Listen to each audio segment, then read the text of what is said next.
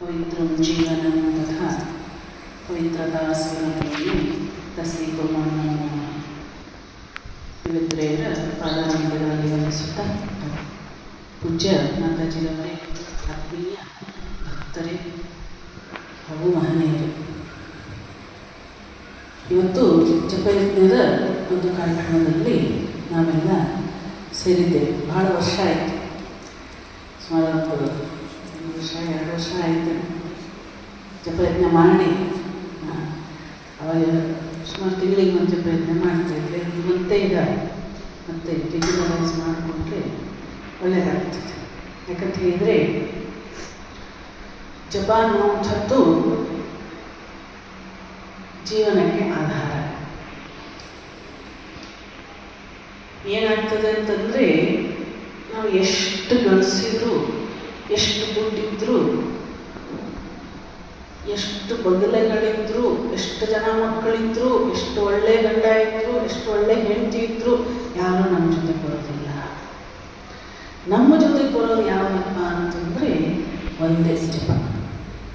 ನಾವೇನು ಜಪವನ್ನು ಮಾಡಿ ಭಗವಂತನ ನಾಮವನ್ನು ಹೇಳಿ ಹೇಳಿ ಹೇಳಿ ಹೇಳಿ ಹೇಳಿ ಆತ್ಮವನ್ನು ಏನು ಪವಿತ್ರ ಮಾಡಿಕೊಳ್ತೇವೋ, ಆತ್ಮಕ್ಕೆ ಏನು ಸಂಸ್ಕಾರ ಕೊಡ್ತೇವೋ, ಅದೇ ಒಂದೇ ನಮ್ಮ ಜೊತೆ ಬರುವಂಥದ್ದು. ಮತ್ತು ಭವಸಾಗರವನ್ನು ದಾಟಿಸುವಂತಹ ಅದ್ಭುತವಾದ ನೌಕೆ ಯಾವುದಪ್ಪ ಅಂತಂದರೆ ನಾಮ ಜಪ. ಹೌದು, ಭಗವಂತನನ್ನು ನಾವು ನಮ್ಮವನನ್ನಾಗಿ ಮಾಡಿಕೊಳ್ಳಬೇಕು, ಭಗವಂತನನ್ನು ಹೆಚ್ಚು ಹೆಚ್ಚು ಹೆಚ್ಚು ಪ್ರೀತಿಸಬೇಕು, ಭಗವಂತನಲ್ಲಿ ಅನುರಾಗವನ್ನು ನಾವು ಹುಟ್ಟಿಸ್ಕೊಳ್ಳಬೇಕು ಅಥವಾ ಅವನಲ್ಲಿ ಅನುರಾಗವನ್ನು ಬೆಳೆಸ್ಕೊಳ್ಳಬೇಕು ಅಂತಂದರೆ ನಾಮ ಜಪ. ಹೌದು, ಹಾಗಿದ್ರೆ ಈ ನಾಮ ಜಪದಿಂದ ಏನು ಉಪಯೋಗ? ಕೆಲವೊಬ್ಬರಿಗೆ ಅನ್ನಿಸ್ತದೆ, ಏನಪ್ಪ ಭಗವಂತನ ನಾಮ ಹೇಳೋದ್ರಿಂದ ಏನು ಸಿಗ್ತದೆ ಅಂತೇಳಿ. ಸಕ್ಕರೆ ಇರ್ತದೆ, ಆ ಸಕ್ಕರೆ ನಾನು ಹೇಳ್ಬೋದು, ಅಯ್ಯೋ ಭಾಳ ಅದ್ಭುತವಾಗಿದೆ, ಭಾಳ ರುಚಿಯಾಗಿದೆ, ಈಗೆಲ್ಲ ಸಕ್ಕರೆ ತಿನ್ನಬೇಡ ಅಂತಾರೆ, ನೀವು ಬೆಲ್ಲ ತಗೊಳ್ಳೋಣ, ಬೆಲ್ಲ ಭಾಳ ರುಚಿಯಾಗಿದೆ ಅಂತ ನಾನು ನಿಮ್ಗೆ ಹೇಳ್ಬೋದು. ಹೌದು, ಮಾತಾಜಿ ಏನೋ ಹೇಳ್ತಾರೆ ಬಿಡ್ರಿ, ಬೆಲ್ಲ ಏನೋ ರುಚಿ ಇರ್ತದಂತೆ ಅಂತ ಹೇಳಿ ಉದಾಹರಣೆ ಹೇಳ್ತಾರೆ. ಅದು ನಾಲ್ಗೆ ಮೇಲೆ ಇಟ್ಕೊಂಡವಾಗ ಅದು ರುಚಿ ಗೊತ್ತಾಗ್ತದೆ. ಹಾಗೆ ಮಹಾತ್ಮರೆಲ್ಲ ತೋರಿಸ್ಕೊಟ್ಟು ಹೋಗಿದ್ದಾರೆ. ಏನು ಅಂತಂದರೆ, ನಾಮ ಜಪದಿಂದ ಭಗವಂತನನ್ನು ಪ್ರೀತಿಸೋದ್ರಿಂದ ಯಾವ ಥರ ಆನಂದವನ್ನು ಪಡ್ಕೊಳ್ಬಹುದು ಅಂಥೇಳಿ ಸುಮಾರು ಜನರ ಉದಾಹರಣೆ ನಮ್ಮ ಭಾರತದಲ್ಲಂತೂ ಕೊರತೆನೇ ಇಲ್ಲ. ಎಷ್ಟು ಜನ ಬೇಕು, ಎಷ್ಟು ಜನ ಸಂತರಾಗೋದ್ರು, ಎಷ್ಟು ಜನ ದಾಸವರಣ್ಯರಾಗೋದ್ರು, ಎಷ್ಟು ಜನ ಮಹಾತ್ಮರಾಗೋದ್ರು. ನಾವು ನೋಡ್ತೇವೆ ಸುಮಾರು ಜನ ಹೋಗಿದ್ದಾರೆ. ಅವರೆಲ್ಲ ತೋರಿಸ್ಕೊಟ್ಟು ಹೋಗಿದ್ದ ಜಗತ್ತಿಗೆ ಅಥವಾ ಮಾನವ ಕುಲಕ್ಕೆ ಏನಪ್ಪ ಅಂತಂದರೆ, ಭಗವಂತನನ್ನು ಪ್ರೀತಿಸಿದರೆ ಎಷ್ಟು ಅದ್ಭುತವಾದ ಒಂದು ಆನಂದವನ್ನು ನಾವು ಗಳಿಸ್ಕೊಳ್ಳಬಹುದು. ಅದನ್ನೇ ಶ್ರೀರಾಮಕೃಷ್ಣರು ಕೂಡ ತೋರಿಸ್ಕೊಟ್ಟು ಹೋಗಿತ್ತು, ಶ್ರೀಮಾತೆಯವರು ತೋರಿಸ್ಕೊಟ್ಟು ಹೋಗಿತ್ತು ಅಲ್ಲ. ಅದಕ್ಕೆ ಏನಂತಂದರೆ, ಒಮ್ಮೆಗೆ ನಾವು ಭಗವಂತನನ್ನು ಸಾಕ್ಷಾತ್ಕಾರ ಮಾಡ್ಕೊಳ್ಳೋದಕ್ಕೆ ಸಾಧ್ಯ ಇಲ್ಲ. ಏನ್ರಿ, ಒಮ್ಮಿಗ್ಲೇ ನಾವು ಜಪ ಮಾಡಿದ ತಕ್ಷಣ ಭಗವಂತನ ಸಾಕ್ಷಾತ್ಕಾರ ಆಗಿಬಿಡ್ತದೇನು ಅಂತ ಹೇಳಿ ಪ್ರಶ್ನೆ ಬರ್ತದೆ. ಸಾಕ್ಷಾತ್ಕಾರ ಆಗೋದಿಲ್ಲ, ಒಮ್ಮಿಗ್ಲೇ ಆಗೋದಿಲ್ಲ. ಯಾಕಂತ ಹೇಳಿದರೆ ಭಗವಂತನ ಸಾಕ್ಷಾತ್ಕಾರ ಅಷ್ಟು ಸರಳವೂ ಇಲ್ಲ.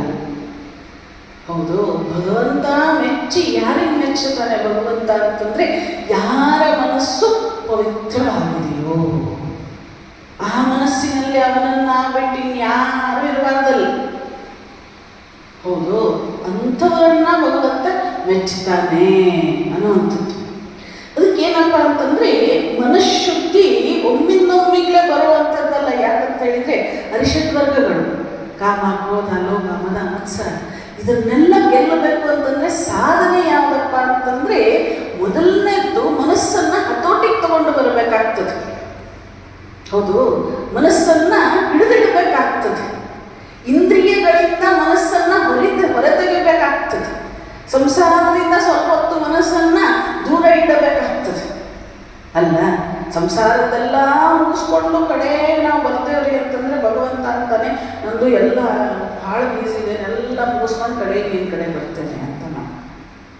ಹೌದು, ಅದಕ್ಕೆ ಏನಪ್ಪ ಅಂತಂದರೆ ಭಗವಂತ ಮೊದಲು ಜಪಯಜ್ಞ ಅಂದ ತಕ್ಷಣ ನಾವು ಸುಮಾರು ಒಂದು ವಾರ ಮುಂಚೆನೋ ಒಂದು 5 ದಿವಸ ಮುಂಚೆ ಅಂತೂ ಹಾಕಿರ್ತೇವೆ ಅಲ್ಲ. ನಾವು ಭಕ್ತರ ಮನಸ್ಸನ್ನು ತಯಾರು ಮಾಡಿಕೊಳ್ಬೇಕು. ಹೌದು, 9 ಗಂಟೆಗೆ ಹೋಗಬೇಕು. 9 ಗಂಟೆಗೆ ಸರಿಯಾಗಿ ಜಪಯಜ್ಞ ಪ್ರಾರಂಭ ಆಗ್ತದೆ. ಹೌದು, ಏನು 2 ಗಂಟೆವರೆಗಂತ್ರಿ ಹೋರಾಟ ಬಿಡ್ರಿ, ಏನಿಗೆ ನಾವು ಹೋಗಿ ಜಪ ಮಾಡಿದ್ರೆ ಅಷ್ಟೇ ಆಗ್ತದೆ ಅನ್ನೋ ಜನ. ಜಪ ಇನ್ನೊಂದು ಹೇಳ್ತೇನೆ, ಸ್ವಾರಸ್ಯಕರ ವಿಚಾರ. ಜಪ ಮಾಡೋದು ನಮಗೋಸ್ಕರ, ಭಗವಂತನಿಗೆ ಬೇಕಾಗಿಲ್ಲ. ಹೌದು, ಅವನಿಗೇನ್ರಿ, ಅವನಿಗೆ ಎಷ್ಟು ಉನ್ನತವಾದ ಭಕ್ತರಿದ್ದಾರೆ. ಆ ಭಕ್ತರ ಆನಂದದಲ್ಲಿ ಅವನು ಆರಾಮಾಗಿದ್ದಾನೆ. ಹೌದು, ನಾವು ಆ ಭಕ್ತರಲ್ಲಿ ಒಬ್ಬರಾಗಬೇಕು ಅಂತಂದರೆ ಜಪಕ್ಕೆ ಸರಿಯಾದ ಸಮಯಕ್ಕೆ ಬರಬೇಕು. ಹೌದು, ಅದಕ್ಕೇನಪ್ಪ ಅಂತಂದರೆ ಈ ಜಪ ಅನ್ನುವಂಥದ್ದು ಭಗವಂತನ ಸಾಕ್ಷಾತ್ಕಾರ ಮಾಡಿಕೊಡ್ತದೆ. ಹಾಗಿದ್ರೆ ಮಾಡಿಕೊಡ್ತದೆ ಯಾವಾಗ ನಾವು ಮನಸ್ಸಿನಿಂದ, ಪರಿಪೂರ್ಣ ಶುದ್ಧ ಮನಸ್ಸಿನಿಂದ ಆ ಆನಂದವನ್ನು ಏನು ಅನುಭವಿಸ್ತೇವೆಯೋ ಅದೇ ಭಗವಂತ. ನೋಡ್ರಿ, ನೀವು ಸಂಪೂರ್ಣ ಮನಸ್ಸನ್ನು ಅಲ್ಲೇ ನೆಟ್ಟು ನೀವು ಭಗವಂತನನ್ನ ನೆನೆಸ್ರಿ, ಜಪ ಮಾಡ್ರಿ. ನನ್ನ ನಿನ್ನ ಬಿಟ್ಟು ಇನ್ನು ಯಾರು ಇಲ್ಲಪ್ಪ ಇಲ್ಲಿ ಭಗವಂತ ಅಂತೇಳಿ ನೀವು ಜಪ ಮಾಡ್ರಿ, ಎಷ್ಟು ಆನಂದ ಇರ್ತದೆ. ಅದು ನಿಮಗೆ ಯಾವ ವಸ್ತುನೂ ಆನಂದವನ್ನು ಕೊಡೋದು ಸಾಧ್ಯ ಇಲ್ಲ ಜಗತ್ತಿನಲ್ಲಿ. ಅದೇ ಭಗವಂತನ ಸಾಕ್ಷಾತ್ಕಾರ. ಅಷ್ಟೊತ್ತು ಜಗತ್ತನ್ನು ಮರೀತೇವಲ್ಲ, ಹೌದಲ್ವ? ಅದರಿಂದ ಶ್ರೀಮಾತ ಶಾರದಾದೇವಿ ಏನಪ್ಪ ಅಂತಂದರೆ, ಜಪ ಮಾಡೋದ್ರಿಂದ ಏನಾಗ್ತದೆ ಹಾಗಿದ್ರೆ ಅಂತಂದರೆ, ಜಪ ಭಗವಂತನ ಸಾಕ್ಷಾತ್ಕಾರ ಕೊಡ್ತಾನೋ ಬಿಡ್ತಾನೋ ಅದು ಅವನಿಗೆ ಬಿಟ್ಟು ಬಿಡೋಣ. ಹೌದು, ಅವನ ಒಂದು ಇಚ್ಛೆ ಅದು. ಅವನ ಇಚ್ಛೆ ಇದ್ದವಾಗ ಗೊತ್ತಿಲ್ಲ, ಯಾರೋ ಒಂದು 6 ತಿಂಗಳು ಸಾಧನೆ ಮಾಡಿದರೆ ಅವನಿಗೆ ಸಾಕ್ಷಾತ್ಕಾರ ಕೊಟ್ಟು ಬಿಡ್ತಾನೆ. ಯಾರೋ 1-2 ತಿಂಗಳು ಮಾಡಿದರೆ ಅವರಿಗೆ ಸಾಕ್ಷಾತ್ಕಾರ ಆಗಿಬಿಡ್ತದೆ. ಅದು ಪೂರ್ವಜನ್ಮಕ್ಕೆ ಏನೋ ಇರ್ತದೆ, ಅವ್ರದ್ದು ಅಂಡರ್ಸ್ಟ್ಯಾಂಡಿಂಗ್ ಅಂತ ಇಟ್ಕೊಳ್ಳೋಣ. ಆದರೆ ನಾವು ಭಗವಂತ ಇಚ್ಛೆ ಮಾಡಬೇಕಷ್ಟೆ.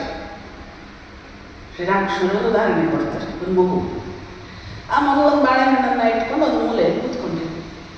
ಎಲ್ಲ ಹೋಗಿ ಕೇಳ್ತಾರಂತೆ, ಬಾಳೆಹಣ್ಣು ಕೊಡು, ನಾನು ಕೊಡು ಅಂತ ಹೇಳಿ. ಆ ಮಗು ಕೊಡೋದಿಲ್ಲಂತ. ಎಲ್ಲೋ ದೂರದಲ್ಲಿ ಯಾರೋ ಕೂತಿರ್ತಾರಂತೆ. ಆ ದೂರದಲ್ಲಿ ಹೋಗಿ ಕೂತವನಿಗೆ ಬಾ ಕೊಡ್ತೇನೆ ನಿನಗೆ ಅಂತ ಹೇಳಿ ಕರೆದು ಆ ಮಗು ಬಾಳೆಹಣ್ಣು ಕೊಟ್ಟು ಬಿಡ್ತಾರಂತೆ. ಹಾಗೆ ಭಗವಂತನ ಸಾಕ್ಷಾತ್ಕಾರ ಕೊಡ್ತಾನೋ ಬಿಡ್ತಾನೋ ಅದು ಅವನಿಗೆ ಬಿಟ್ಟು ಬಿಡೋಣ ಅಲ್ಲ. ಈಸ್ ದಿ ಬಾಸ್, ಅವನೇನು ಮಾಡ್ತಾನೋ ಅವನ ಲೀಲೆ. ಅದು ನಾವು ಪ್ರಯತ್ನವನ್ನು ಬಿಡಬಾರ್ದು.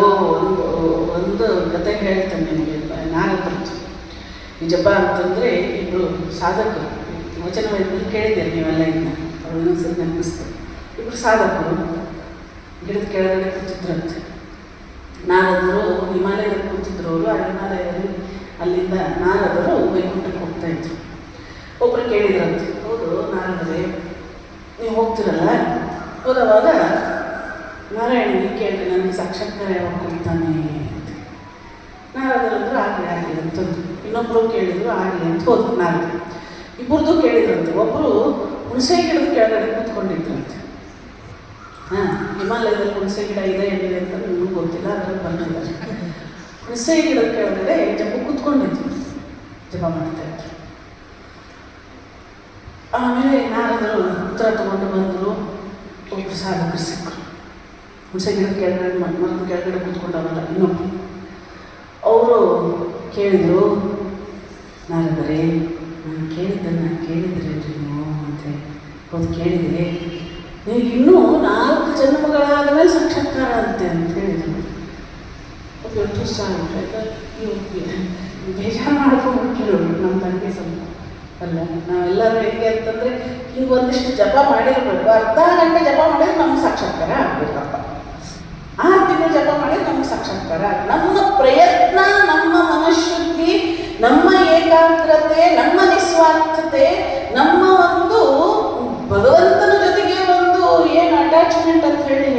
ಬಾಂಧವ್ಯ ಅಥವಾ ಅನುರಾಗ ಎಷ್ಟಿದೆ ನಾವು ಯೋಚನೆ ಮಾಡೋದಿಲ್ಲ. ಒಂದೇ ಒಂದು ಅನ್ನೋದು ನಾವು ಇಷ್ಟು ಜಪ ಮಾಡಿದ್ರು ಇನ್ನೂ ನನಗೇನು ಮುಂದುವರಿತಾ ಇಲ್ಲಲ್ಲ ನಾನು ಅಂತ ಹೇಳಿ ಅದೇನು. ಅದಕ್ಕೆ ಅವರು ಹಾಗೆ ಅಂದ್ಕೊಂಡ್ರು, ಪಾಪ ಸಾಧಕರು ಅಂದ್ಕೊಂಡ್ರು, ಮೊದಲನೇ ಸಾಧಕರು ಏನು ಅಂತಂದರೆ ಆಗಲಿ 4 ಜನ್ಮಗಳಲ್ಲ 4ನೇ ಜನ್ಮಕ್ಕೆ ಬಂದು ಜಪ ಮಾಡ್ಕೊಂಡ್ಬಿಟ್ರೆ ಆಯ್ತು ಅಂತ ಎದ್ದು ಹೋಗ್ಬಿಟ್ರು ಅವರು. ಇನ್ನೊಬ್ರು ಹುಣಸೆ ಮರದ ಕೆಳಗಡೆ ಒಬ್ಬರು ಸಾಧಕರು ಕೂತ್ಕೊಂಡು ಬಂದರು. ಬಂದು ಹೇಳಿದ್ರು, ಕೇಳಿದ್ರು ಅವರು, ಏನು ನಾರದ್ರಿ ಕೇಳಿದ್ರಿ ನಾವು ಅಂತ ಹೇಳಿ. ನಾನು ಕೇಳಿದೆಪ್ಪ, ಹುಣಸೆ ಗಿಡದಲ್ಲಿ ಎಷ್ಟು ಎಲೆಗಳಿದೆಯಲ್ಲ, ಹುಣಸೆ ಗಿಡದಲ್ಲಿ ಎಷ್ಟು ಎಲೆಗಳಿದೆಯಲ್ಲ, ಹುಣಸೆ ಗಿಡದಲ್ಲೇ ನೋಡಿದ್ರಲ್ಲಿ ಅಷ್ಟು ಎಲೆಗಳ ಅದೆಷ್ಟು ಸಂಖ್ಯೆ ಇದೆಯೋ ಅಷ್ಟು ಜನ್ಮಗಳನ್ನು ನನಗೆ ಸಾಕ್ಷಾತ್ಕಾರ ಅಂತ ಯೋಚನೆ ಮಾಡಿ. ಹುಣಸೆ ಎಲೆ ಅವಾಗ ಅವರಂದ್ರಂತೆ ಅವರು ನರ್ತನ ಮಾಡೋದಕ್ಕೆ ಪ್ರಾರಂಭ ಮಾಡಿಬಿಟ್ರಂತೆ ಸಾಧಕರು. ಎತ್ತು ನಾರಾಯಣನ ಹೆಸರನ್ನ ತಗೊಂಡು ನರ್ತನ ಮಾಡೋದಕ್ಕೆ ಪ್ರಾರಂಭ ಮಾಡಿಬಿಟ್ರಂತೆ. ನಾರದರು ಕೇಳಿದ್ರಂತೆ, ಅಲ್ಲ ಮುನಿಗಳೇ, ನೀವು ಅವರು ನೋಡಿದ್ರೆ 4 ಜನ್ಮ ಇದಪ್ಪ ಅಂತ ಹೇಳಿದಕ್ಕೆ ಎದ್ದು ಹೋಗ್ಬಿಟ್ರು, ನೀವು ನರ್ತಿಸ್ತಾ ಇದ್ದೀರಲ್ಲ ಅಂತ ಹೇಳಿ. ಅದಕ್ಕೆ ಅವರಂದ್ರಂತೆ, ಇಲ್ಲ, ಭಗವಂತನ ಕರುಣೆ ಎಷ್ಟಿದೆ, ನನ್ನಂಥವನಿಗೆ ಈ ಹುಣಸೆ ಮರದ ಎಲೆಗಳು ಎಷ್ಟಿದೆಯೋ ಅಷ್ಟು ಜನ್ಮಗಳಾದ ಮೇಲಾದರೂ ನನಗೆ ಅವನು ಸಾಕ್ಷಾತ್ಕಾರ ಕೊಡೋದಕ್ಕೆ ಒಪ್ಪುಕೊಂಡಲ್ಲ. ಅವನು ಕರುಣಾಮಯ, ಕರುಣೆಯಿಂದ ನೆನೆಸಿ ನನಗೆ ಸಂತೋಷ ಆಯಿತು, ನರ್ತಿಸ್ತಾ ಇದ್ದೇನೆ, ನಾನು ಜಪ ಮಾಡ್ತೇನೆ, ಇಲ್ಲೇ ಇರ್ತೇನೆ, ಹೋಗೋದಿಲ್ಲ ಅಂತ ಹೇಳ್ತಾರೆ ನನಗೆ. ಅದರ ಅರ್ಥ ಸಹನೆ ಬೇಕು. ಜಪ ಮಾಡೋದೇ ಮಾಡೋದು.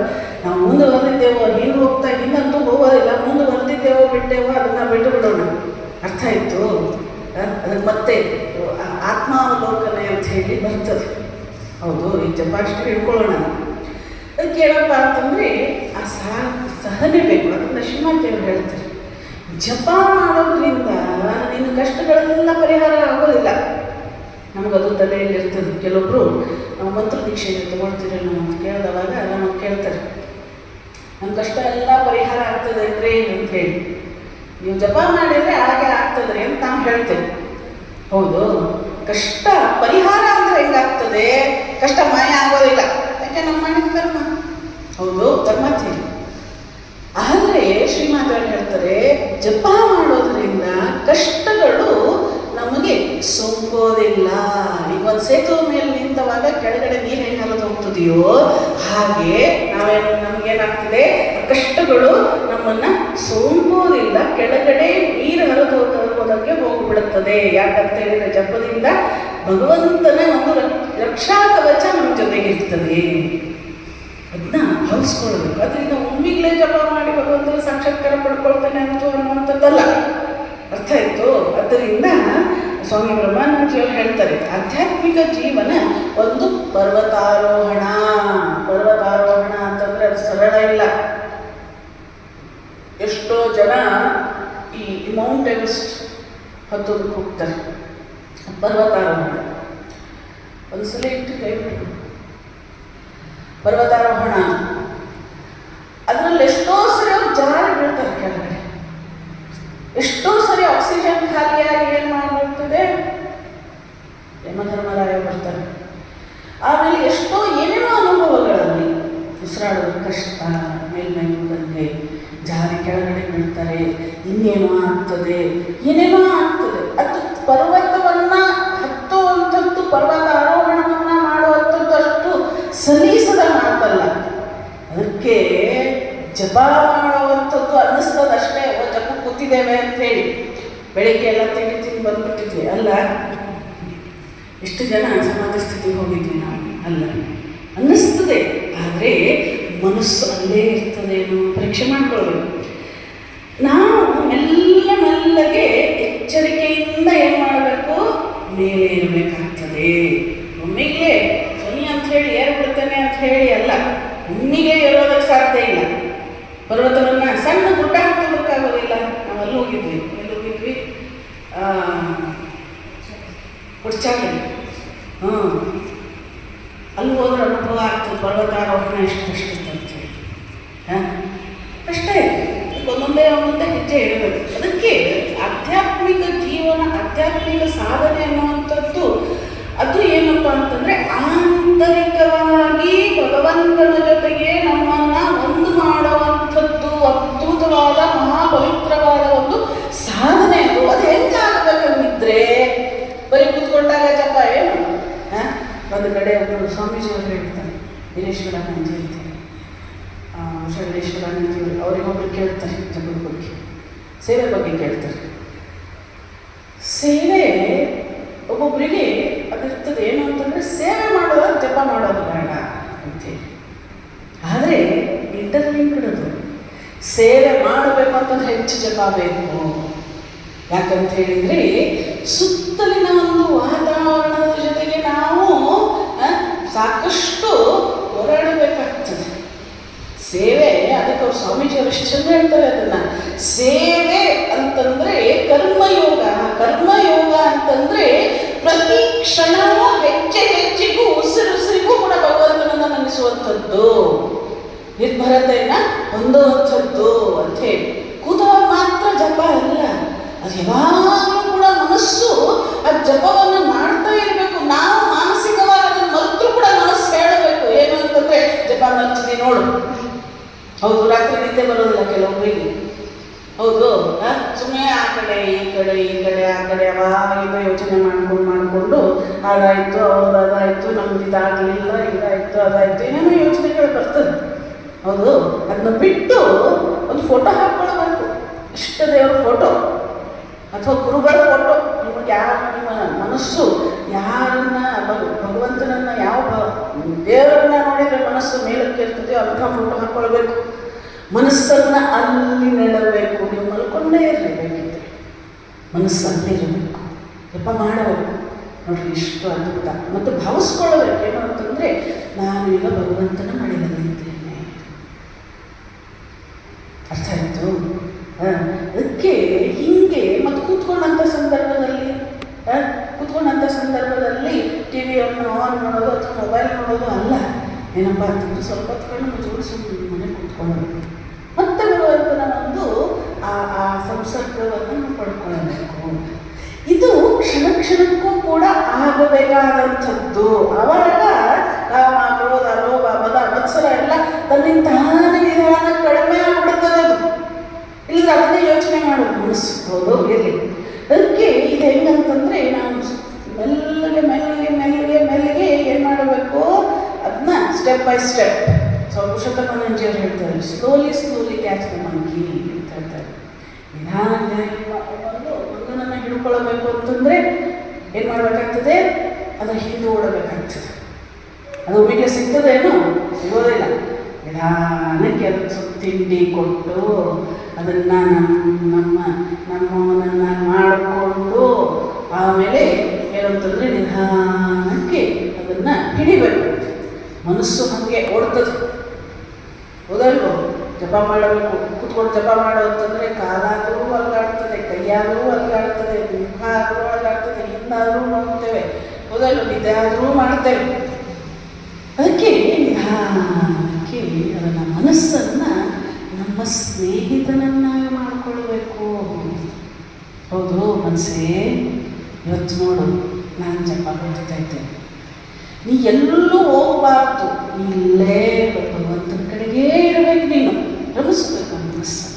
ರಮಿಸಿ ಏನು ಮಾಡಬೇಕು, ಭಗವಂತನ ಕಡೆ ಹರಿಸ್ಬೇಕು. ಅರ್ಥ ಆಯಿತು?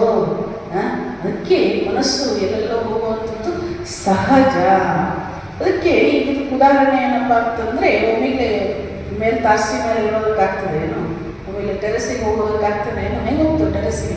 ಸ್ಟೆಪ್ ಬೈ ಸ್ಟೆಪ್ ಮೊದಲು ಹೊತ್ಕೊಂಡು ಹೋಗ್ತೇವೆ. ಯಾರೋ ಒಬ್ಬರು ಹೇಳ್ತಾರೆ, ಅನೇಕ ಗುರುಗಳು ಅನುಭವ ಆಗ್ಬಿಡ್ತಾರೆ ಒಂದು ಕಡೆ. ಅಂದರೆ ನಿಮಗೆ ಒಂದು ತಿಂಗಳಲ್ಲಿ ನಾನು ಸಾಕ್ಷಾತ್ಕಾರವನ್ನು ಮಾಡಿಕೊಂಡಿರ್ತೇನೆ, 15 ದಿನಗಳಲ್ಲಿ ನಿಮಗೆ ಕುಂಡಲಿನಿ ಜಾಗೃತ ಮಾಡಿಕೊಂಡಿರ್ತೇನೆ, ಸಹಸ್ರಾರು ಜಾಗೃತ ಆಗ್ಬಿಡ್ತದೆ ನಿಮಗೆ, ಭಗವಂತನ ಸಾಕ್ಷಾತ್ಕಾರ ಆಗ್ಬಿಡುತ್ತೆ. ಸುಮಾರಾದ ಇಡ್ಲಿ ಇನ್ಸ್ಟೆಂಟ್ ಮಾಡ್ಬೋದು, ದೋಸೆ ಇನ್ಸ್ಟೆಂಟ್ ಮಾಡ್ಬೋದು, ಬೇರೆ ತಿಂಡಿ ಎಲ್ಲ ಇನ್ಸ್ಟೆಂಟ್ ಮಾಡ್ಬೋದು. ಆತ್ಮ ಸಾಕ್ಷಾತ್ಕಾರ ಇನ್ಸ್ಟೆಂಟ್ ಆಗುವಂಥದ್ದು ಅಲ್ಲವೇ ಅಲ್ಲ. 15 ದಿವಸದಲ್ಲಿ, ಒಂದು ತಿಂಗಳಲ್ಲಿ ಸಾಧ್ಯ ಇಲ್ಲ, ಅದು ಸಾಧ್ಯ ಇಲ್ಲ.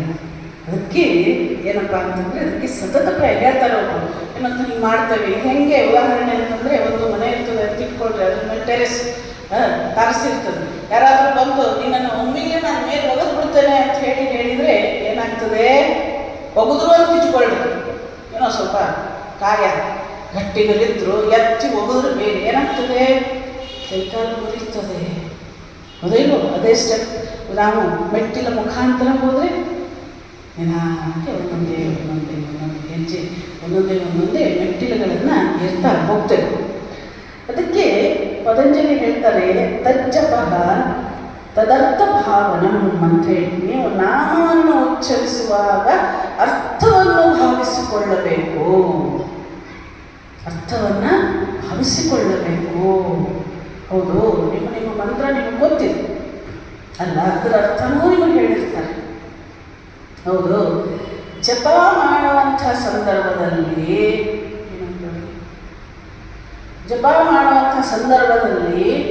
ಸಂಪೂರ್ಣ ಮನಸ್ಸು ಆ ಅರ್ಥವನ್ನು ಭಾವಿಸಿಕೊಳ್ಳಬೇಕು.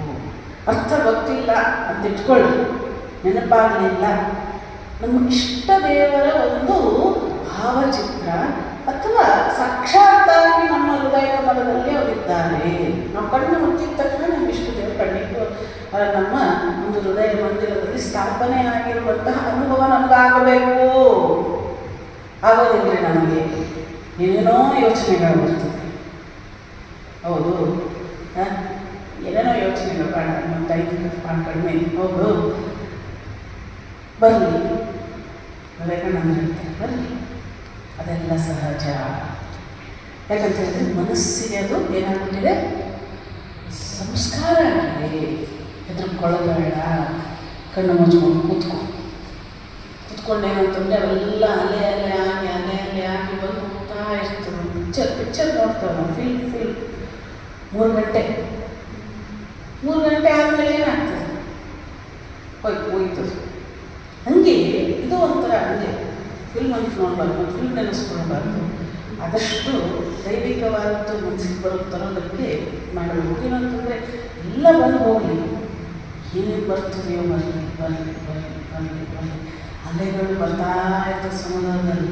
ಅದ್ರ ಒಂದು ಕ್ಷಣ ಅದೇನಾಗ್ಬಿಡ್ತದೆ ಅಂತಂದರೆ ಸಂಪೂರ್ಣ ಅಲೆಗಳೆಲ್ಲ ಹೋಗಿ ಮನಸ್ಸು ಶಾಂತ.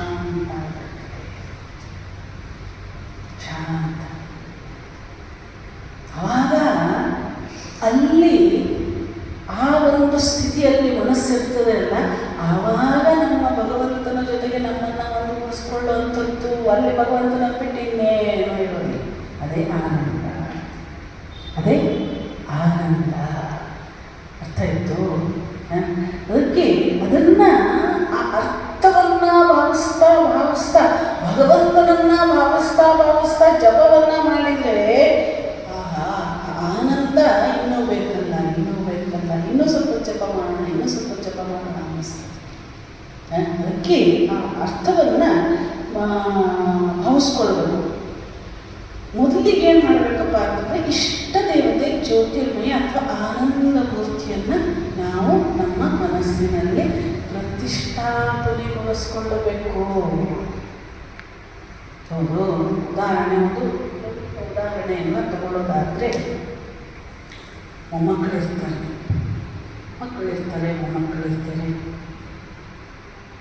ನೀವು ಕಣ್ಣು ಮುಚ್ಚಿದ ತಕ್ಷಣವೇ ಅವ್ರು ಏನೋ ನಿಮಗೆ ಈ ಕಡೆ ಬರೋವಾಗ ಅಳ್ತಿರ್ತಾರೆ ಅಂತ ಇಟ್ಕೊಳ್ರಿ. ಹೋಗಬೇಡ ಅಳ್ತಿರ್ತಾರೆ. ನೀವು ಕಣ್ಣು ಮುಚ್ಚಿದ ತಕ್ಷಣವೇ ಏನು ಬರ್ತದೆ ಕಣ್ಣಿನೊಳಗಡೆ? ಅಯ್ಯೋ ಅಳ್ತಾ ಇರ್ತಲ್ಲ, ನಾನು ಬರ್ತದೆ ಹಂಗೆ. ಯಾಕಂತ ಹೇಳಿದರೆ ಆ ಮಗುವಿನ ಜೊತೆಗೆ ಮನಸ್ಸು ಒಂದಾಗ್ಬಿಟ್ಟಿದೆ.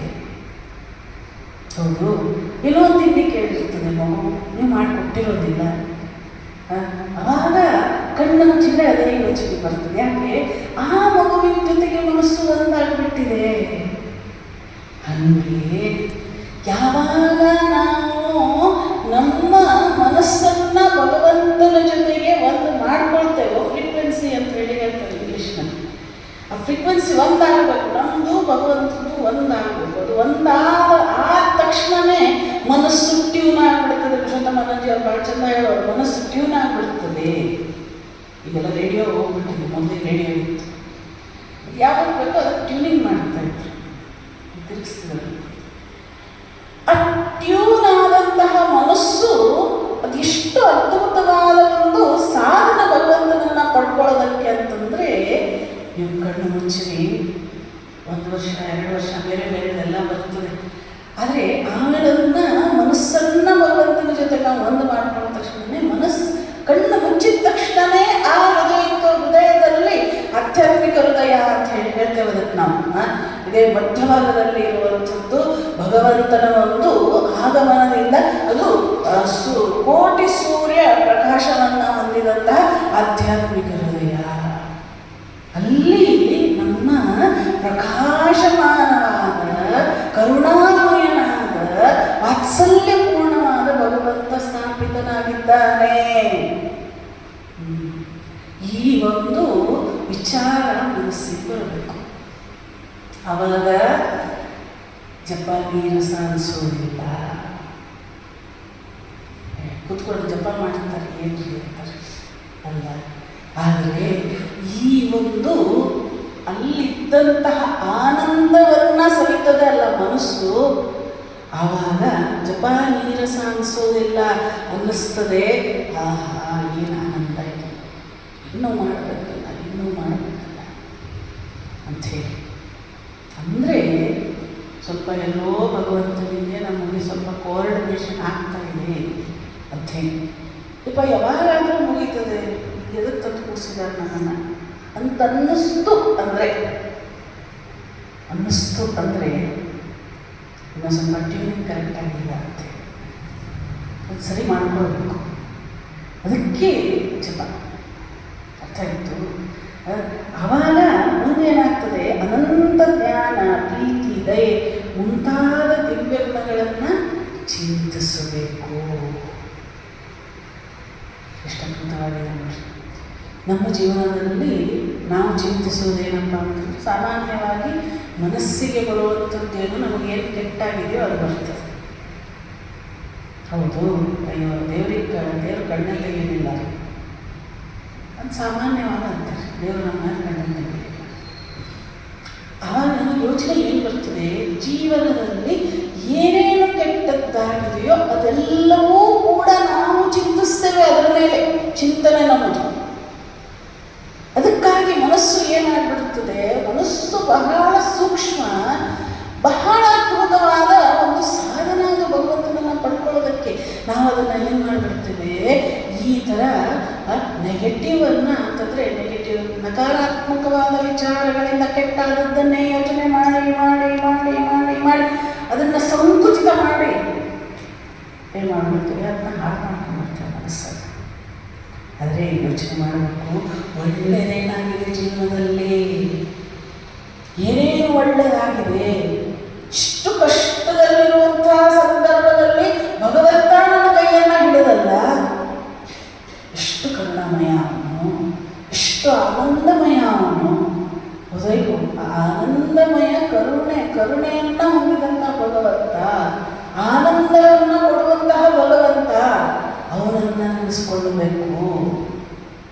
ಹೌದು, ಅದು ಸಾಧ್ಯ ಇಲ್ಲ ಅಂತಂದರೆ ಆ ಭಗವಂತನ, ಈಗ ಶ್ರೀರಾಮಕೃಷ್ಣರು, ಶ್ರೀಮಾತೆಯವರು ಇಲ್ಲಿದ್ದಾರೆ, ಸ್ವಾಮೀಜಿ, ಯಾರ್ಯಾರ ಮೇಲೆ ಜಪವನ್ನು ಯಾರ್ಯಾರನ್ನ ನೆನೆಸ್ಕೊಂಡು ಇಷ್ಟ ಅಂತೇಳಿ ನೀವು ನೆನೆಸ್ಕೊಂಡು ಜಪ ಮಾಡ್ತೀರೋ ಅವರವರ ಲೀಲಾಸ್ಥಾನಗಳನ್ನು ನೆನೆಸ್ಕೊಳ್ಬೇಕಾಗ್ತದೆ. ಹೌದು, ಯಾತ್ರ ಹೀಗೆ ಮಾಡಿದ್ರು, ಯಾತ್ರ ಕರುಣೆಯನ್ನು ಹರಿಸಿದ್ರು. ಶ್ರೀಮಾತೆಯವರು ಎಂಥ ಅದ್ಭುತವಾದ ಒಬ್ಬ ತಾಯಿ. ಇನ್ನೊಂದು ಭಾವಿಸ್ಕೊಳ್ಳೋದು ಏನಪ್ಪ ಅಂತಂದರೆ, ಇನ್ನೊಂದು ಅನ್ನಿಸ್ತದೆ ನಮಗೆಲ್ಲ, ಜಗತ್ತಿನಲ್ಲಿ ಯಾರೂ ಇಲ್ಲ ನನಗೆ ಅಂತ ಹೇಳಿ ಅನ್ನಿಸ್ತದೆ. ಹೌದು, ಅವಾಗ ಅಂದ್ಕೊಳ್ಬೇಕು, ಯಾರು ಬೇಡ, ಭಗವಂತ ಒಬ್ಬನಿದ್ರೆ ಸಾಕು. ನನಗೇನು ಕೊರತೆ ಇದೆ, ಸಾಕ್ಷಾತ್ ಜಗನ್ಮಾತೆ ನನ್ನನ್ನು ತನ್ನ ಮಡಿಲಲ್ಲಿ ಇಟ್ಟುಕೊಂಡಿದ್ದಾಳೆ. ಭಾವಿಸ್ಕೊಳ್ಬೇಕು. ಮಗು ಇರ್ತದೆ ಅಲ್ಲ, ನೋಡ್ರಿ, ಅದು ಅಳ್ತದೆ. ಯಾರಾದರೂ ಎತ್ಕೊಂಡ್ರೆ ಅಳ್ತದೆ ಯಾಕೆ ತಾಯಿಯ ಮಡಿಲು ಅಂತೇಳಿ ಗೊತ್ತಾಗ್ಬಿಡ್ತದೆ. ನಾನೀಗ ಆನಂದದಿಂದಿದ್ದೇನೆ, ನನಗೇನೋ ಹೆದರಿಕೆ ಇಲ್ಲ, ಯಾಕಂದ್ರೆ ನಾನು ನನ್ನ ತಾಯಿ ಮಡಿಲಲ್ಲಿದ್ದೇನೆ ಅಂತ ಅದ್ಭುತವಾದ ವಿಚಾರ ನೋಡ್ರಿ. ಅದು ಮಗು. ನಾವು ಈಗ ಜಗನ್ಮಾತೆ ಮಗು. ನಾವೇನು ಅನ್ಕೊಳ್ಬೇಕು, ನನಗೇನು ಕಷ್ಟ ಇಲ್ಲ, ನನಗೇನು ತೊಂದರೆ ಇಲ್ಲ, ನಾನು ಯಾವುದನ್ನೂ ಕೂಡ ಮೆಚ್ಕೊಂಡಿರೋದು ಒಂದೇ ಒಂದು ಆ ತಾಯಿಯನ್ನ. ನಾನು ಆ ತಾಯಿಯ ಮಡಿಲಲ್ಲಿ ಆರಾಮಾಗಿದ್ದೇನೆ. ನನಗೇನು ಕಷ್ಟ ಬಂದರೂ ತಾಯಿ ಇದ್ದಾಳೆ ಅಂತ ಅದ್ಭುತ ಇದನ್ನು ಬಳಸ್ಕೊಂಡು ಜಪ ಮಾಡೋದು. ಏನಾದ್ರು ಅಂತಾರೆ, ಸ್ವಲ್ಪ ಬಳಸ್ಕೊಂಡು ನೋಡ್ರಿ, ಮನಸ್ಸಿಗೆ ಸ್ವಲ್ಪ ರುಚಿ ಕೊಡ್ರಿ, ಜಪಕ್ಕೆ ಕಣ್ಣು ಮುಚ್ಚಿದಾಗ ಅದು ಅನುಭವಕ್ಕೆ ಬರ್ತದೆ. ಇದು ನಿಜವಾದ ಜಪ ಅಂತಂದ್ರೆ ಇದು, ಆನಂದ ಅಂತಂದ್ರೆ ಇದು. ಅದರಿಂದ ಮುಂದೆ ಹೇಳ್ತಾರೆ, ಅನಂತರ ಅವನೇ ಸರ್ವವ್ಯಾಪಿಯಾಗಿರುವ ಎಲ್ಲ ಜೀವಿಗಳಲ್ಲಿಯೂ ಕೂಡ ಇದ್ದಾನೆ. ಯಾವ ಜೀವಿ ಒಂದು ಸಣ್ಣ ಒಂದು ಕೀಟ ಕಷ್ಟಪಡ್ತಾ ಇದ್ರು ಕೂಡ ಮನಸ್ಸಿಗೆ ಅನ್ನಿಸ್ಬೇಕಂತೆ ಏನು ಅಂತಂದ್ರೆ, ಇದರಲ್ಲಿ ಭಗವಂತ ಇದ್ದಾನಲ್ಲ. ಇದು ಏನಪ್ಪ ಅಂತಂದ್ರೆ ಭಗವಂತನ ಕರುಣೆ. ಹೌದು, ಯಾವಾಗ ನಾವು ಭಗವಂತನಲ್ಲಿ ಅನುರಾಗವನ್ನು ಬಳಸ್ಕೊಳ್ತೇವೆ, ಇನ್ನೇನು ನಿಮ್ಮ ಬಾಂಧವರು ಅಥವಾ ಸಂಬಂಧಿಕರು ಅಂತ ಇಟ್ಕೊಳ್ಳೋಣ, ಅಥವಾ ನಿಮಗೆ ಭಾಳ ಬೇಕಾದವರು ಕಷ್ಟಪಡ್ತಾ ಇದ್ರೆ ನಮ್ಗೆ ಕಷ್ಟ ಆಗ್ತಿದೆಯೋ ನೀವು, ಅಥವಾ ರಕ್ತ ಸಂಬಂಧಿಗಳು ಕಷ್ಟಪಡ್ತಾ ಇದ್ರೆ ಕಷ್ಟ ಆಗ್ತಿದೆಯೋ ನೀವು. ಹಾಗೆ ಈಗ ಅಕ್ಕ ತಂಗಿ ಅಥವಾ ಅಣ್ಣ ತಮ್ಮ ಇದ್ದರೆ ಕಷ್ಟಪಡ್ತಾ ಇರ್ತಾರಲ್ಲ ಅಂತೇಳಿ ಒಬ್ಬರಿಗೊಬ್ಬರಿಗೆ ಬಾಂಧವ್ಯ ಇರ್ತದೆ. ಅದೇ ಥರ ಇದು ಇನ್ನೂ ವಿಶಾಲವಾಗುತ್ತೆ. ನಾವು ತಾಯಿಯ ಮಕ್ಕಳು. ಹಾಗಿದ್ರೆ ತಾಯಿಯ ಮಕ್ಕಳು ಅಂತಂದ್ರೆ ತಾಯಿಯ ಗರ್ಭದಲ್ಲಿ ಇಡೀ ಜಗತ್ತಿದೆ, ನಾವು ಅದರಲ್ಲಿದ್ದೇವೆ. ಹಾಗಿದ್ರೆ ಆ ಜಗತ್ತಿನಲ್ಲಿ ತಾಯಿಯ ಗರ್ಭದಲ್ಲಿ ಯಾವ ಜಗತ್ತಿದೆಯೋ ಅಲ್ಲಿ ಒಂದೊಂದು ಕೀಟವೂ ಕೂಡ ನಮ್ಮ ಬಂಧು ಬಾಂಧವರು ರಕ್ತ ಸಂಬಂಧಿಕರಾದ್ರೂ ಇಲ್ಲ, ಒಂದೇ ತಾಯಿಯ ಮಕ್ಕಳು. ಹೌದಲ್ಲ? ಹಾಗಿದ್ರೆ ಯಾರಿಗೆ ಕಷ್ಟ ಆದರೂ ನಮಗೆ ಕಷ್ಟ, ನಾವದನ್ನ ಭಾವಿಸ್ಕೊಳ್ಳಬೇಕು. ವಿಶಾಲ ಆಗ್ತದೆ ಮನಸ್ಸು. ಒಂದು ಗಿಡ ಹೋಗ್ತಾ ಇದ್ರೆ, ಹೌದು, ಇದರಲ್ಲೂ ಭಗವಂತ ಇದ್ದಾನೆ, ಇದರಲ್ಲಿದ್ದಂಥ ಭಗವಂತನಿಗೆ ಕಷ್ಟ ಆಗ್ತಾ ಇದೆ, ನೀರು ಹಾಕಬೇಕು. ಹೌದು, ಯಾರಾದರೂ ಮುಸ್ಲಿಮಿಂದ ಒಳಗಡೆ ಬರ್ತಾರೆ, ಅವ್ರಿಗೆ ಬಂದರೆ ಅವ್ರನ್ನ ಸ್ವಾಮಿ ರಂಗನಾಥಾನಂಜಿಯವರು ನಮ್ಮ ಗುರುಗಳು, ದೀಕ್ಷಾಗುರು, ಅವರು ಅಂತಿದ್ರಂತೆ, ಪೋಸ್ಟ್ಮ್ಯಾನ್ ಬಂದರು ಅಂತಂದರೆ ಅವ್ರನ್ನ ಒಳಗಡೆ ಕರೆದು ಕೂತ್ಕೊಳ್ಳೋದಕ್ಕೆ ಹೇಳ್ತಿದ್ರಂತೆ. ಅವ್ರು ಅಂತಿದ್ರಂತೆ, ಇಲ್ಲ ಬೇಡ ಸ್ವಾಮೀಜಿ, ನಿಮ್ಮ ಮುಂದೆ ನಾನೇನು ಕೂತ್ಕೊಂಡು, ಇಲ್ಲ ಬಚ್ಚೇನಿರೋದೇ ಕೂತ್ಕೊಳ್ಳೋದಕ್ಕೆ ಇರಬೇಕೇನ ಕರುಣೆ. ಅರ್ಥ ಆಯಿತು? ಆದ್ದರಿಂದ ಅದನ್ನು ನಾವು ಭಾವಿಸ್ಕೊಳ್ಳಬೇಕು. ಮತ್ತು ಇನ್ನೊಂದು ವಿಚಾರ ಹೇಳಿ ಮುಗಿಸ್ತೇನೆ. ಧ್ಯಾನ ಅಂತ ಸುಮಾರು ಜನ ಧ್ಯಾನ ಮಾಡ್ತೀವಿ. ಹೌದು, ಏನು ಮಾಡ್ತೀವಿ? ಹೌದು, ನಾನು ಭಾಳ ಆಧ್ಯಾತ್ಮಿಕ ವ್ಯಕ್ತಿ, ಧ್ಯಾನ ಮಾಡ್ತೀನಿ, ಕಣ್ಣು ಮುಚ್ಕೊಂಡು ಕೂತ್ಕೊಳ್ತೇನೆ. ಕಣ್ಣು ಮುಚ್ಕೊಂಡು ಕೂತ್ಕೊಂಡ ತಕ್ಷಣ ಧ್ಯಾನ ಆಗೋದಿಲ್ಲ ಅಂತ ತಿಳ್ಕೊಳ್ಬೇಕು. ಧ್ಯಾನ ಒಂದೊಂದ್ಸರಿ ಏನಾಗ್ಬೋದಂದ್ರೆ, ನಾನು ಹೇಳಿದ್ನಲ್ಲ, ಅಲೆಯಾಗಿ ಬಂದಂತಹ ಆ ಒಂದು ವಸ್ತುವಿನೊಡನೆ ಉನ್ನತ ಆಧ್ಯಾತ್ಮಿಕ ಪ್ರಜ್ಞಾ ಕೇಂದ್ರದಲ್ಲಿ ಮನಸ್ಸನ್ನು ನಿರಂತರವಾಗಿ ಹರಿಬಿಡುವುದು. ನೋಡ್ರಿ, ಉನ್ನತವಾದ ವಸ್ತುವಿನೊಡನೆ, ಉನ್ನತವಾದದ್ದು ಯಾವುದು ಹಾಗಿದ್ರೆ ಆತ್ಮ ಸಾಕ್ಷಾತ್ಕಾರ ಅಥವಾ ಭಗವಂತ. ಹೌದು, ಉನ್ನತವಾದದ್ದು. ಹಾಗಿದ್ರೆ ಉನ್ನತ ಆಧ್ಯಾತ್ಮಿಕ ಪ್ರಜ್ಞಾ ಕೇಂದ್ರದಲ್ಲಿ ಮನಸ್ಸನ್ನ ಕೇಂದ್ರ ಮಾಡಿಕೊಳ್ಳಬೇಕು. ಆ ಮನಸ್ಸನ್ನ ಕೇಂದ್ರ ಮಾಡಿಕೊಂಡು ಭಗವಂತ ಕೇಂದ್ರ ಮಾಡಿಕೊಂಡು ಆ ಮನಸ್ಸಿನ ಶಕ್ತಿಯನ್ನ ಸಂಪೂರ್ಣ ಆಗಲೇ ಹರಿಬಿಡಬೇಕು. ಅದು ಅಲ್ಲಿ ಇಲ್ಲಿ ಹೋಗಬಾರ್ದು, ಸೀದಾ ಹೋಗ್ಬೇಕು ಕೇದಾರನಾಥದಲ್ಲಿ. ಅದು ಧ್ಯಾನ. ಹಾಗಿದ್ರೆ ಈ ಧ್ಯಾನ ಸಫಲತೆಯನ್ನ ಪಡ್ಕೊಳ್ಬೇಕು ಅಂತಂದ್ರೆ ಜಪ ಉನ್ನತ ಸ್ಥಿತಿಯನ್ನ ಪಡೆಯುವುದಕ್ಕೆ ಒಂದು ಸಾಧನ ಆಗಬೇಕು. ಜಪ ಮಾಡ್ತಾ ಮಾಡ್ತಾ ಮಾಡ್ತಾ ಮಾಡ್ತಾ ಮಾಡ್ತಾ ಮಾಡ್ತಾ ಮನಸ್ಸು ಧ್ಯಾನ ಹೋಗ್ತದೆ. ಆಮೇಲೆ ಧ್ಯಾನ ಆಗೋದಿಲ್ಲ. ಒಂದಿಷ್ಟು ಕಡೆಗೆಲ್ಲ ಹೇಳ್ತಾರೆ ಏನು ಅಂತಂದರೆ ನಿರಾಕಾರ ಧ್ಯಾನ. ಒಮ್ಮಿಲ್ಲೇ ನಾವು ಮನಸ್ಸನ್ನು ಆತ್ಮಸಾಕ್ಷಾತ್ಕಾರ ಧ್ಯಾನಕ್ಕೂ ನಾವು ತೊಗೊಂಡೋಗ್ಬಿಡ್ತೀವಿ ಸಾಧ್ಯ ಇಲ್ಲ. ಜಪ ಮಾಡ್ತಾ ಮಾಡ್ತಾ ಮಾಡ್ತಾ ಮಾಡ್ತಾ ನಾನು ಹೇಳಿದ್ನಲ್ಲ ಟ್ಯೂನ್ ಆಗೋದು ಮನಸ್ಸು. ಆವಾಗ ಮನಸ್ಸು ಒಂದು ಕಡೆ ಉನ್ನತವಾದದ್ದನ್ನು ಹಿಡ್ಕೊಳ್ಳೋದಕ್ಕೆ ಸಾಧ್ಯ. ಅದು ಪ್ರಾಕ್ಟೀಸ್ ಮಾಡಿಸ್ಬೇಕು. ಇನ್ನೊಂದು ಉದಾಹರಣೆ ಹೇಳ್ತಾರೆ, ಏನಂತಂದರೆ ಒಂದು ಮಗು ಇರ್ತದೆ. ಆ ಮಗುವಿನ ಕೈಯಲ್ಲಿ 5 ರೂಪಾಯಿ ಚಾಕ್ಲೇಟ್ ಇರ್ತದೆ ಅಂತ ಇಟ್ಕೊಳ್ರಿ. ಹೌದು, ಯಾರೋ ಅದಕ್ಕೆ 10 ರೂಪಾಯಿ ಚಾಕ್ಲೇಟ್ ತಂದು ಕೊಡ್ತಾರೆ ಅಥವಾ 50 ರೂಪಾಯಿ ಚಾಕ್ಲೇಟ್ ತಂದು ಕೊಡ್ತಾರೆ. ಮಗು ಏನು ಮಾಡ್ತದೆ? 5 ರೂಪಾಯಿ ಬಿಟ್ಟು ಬಿಡುತ್ತದೆ. ಏನು ಮಾಡ್ತದೆ? 50 ರೂಪಾಯಿ ಚಾಕ್ಲೇಟ್ ಹಿಡ್ಕೊಳ್ತದೆ. ಹಾಗೆ ಲೌಕಿಕತೆ ಮನಸ್ಸಿಗೆ 5 ರೂಪಾಯಿ ಚಾಕ್ಲೇಟ್ ಇದ್ದಕ್ಕೆ 5 ರೂಪಾಯಿ ಅದ್ರದ್ದು ಖುಷಿನೂ ಅಷ್ಟೆ. 50 ರೂಪಾಯಿ ಚಾಕ್ಲೇಟ್ ಯಾವಪ್ಪ ಅಂತಂದರೆ ಭಗವಂತನ ಆನಂದ. ಮನಸ್ಸು ಮಗು ಇದ್ದಾರೆ. ಯಾವಾಗ ಅದು ಲೌಕಿಕತೆಯಲ್ಲಿಯೇ ಇದ್ದು ಇದ್ದು ಇದ್ದು ಇದ್ದು ಅದನ್ನು ಬರ್ತದೆ ಇದೇ ಸತ್ಯ ಅಂತೇಳಿ. ಅದು ಯಾವಾಗ ನಾವು ಉನ್ನತವಾದದ್ದನ್ನ ಅತ್ಯದ್ಭುತವಾದದ್ದನ್ನ ಮನಸ್ಸಿಗೆ ಬಹಳ ಅದ್ಭುತವಾಗಿದೆ, ಈ ಭಗವಂತನ ಆನಂದ ಅನ್ನುವಂಥದ್ದು ಬಹಳ ಅದ್ಭುತವಾಗಿದೆ, ಸ್ವಲ್ಪ ನೋಡು ಅಂತ ಹೇಳಿ ಅದಕ್ಕೆ ಆ ರುಚಿಯನ್ನು ತೋರಿಸಿದ್ವಿ ಅಂತಂದರೆ ಓಡೋಡಿ ಬರ್ತದೆ. ಅದು ಆವಾಗ ನಾವು ಮಗು 50 ರೂಪಾಯಿ ಚಾಕ್ಲೇಟ್ ಹಿಡ್ಕೊಂಡಂಗೆ ಮನಸ್ಸು ಆ 5 ರೂಪಾಯಿ ಚಾಕ್ಲೇಟನ್ನು ಬಿಡ್ತದೆ ಅಂತಂದರೆ ಆ ಲೌಕಿಕತೆಯನ್ನು ಬಿಡ್ತದೆ. ಅತ್ಯದ್ಭುತವಾದದ್ದನ್ನು ಮನಸ್ಸು ಹಿಡ್ಕೊಳ್ತಿದೆ. ಆ ಹಿಡ್ಕೊಳ್ಳೋದು ಮಾಡೋದೇ ಜಪ. ಅರ್ಥ ಆಯಿತು?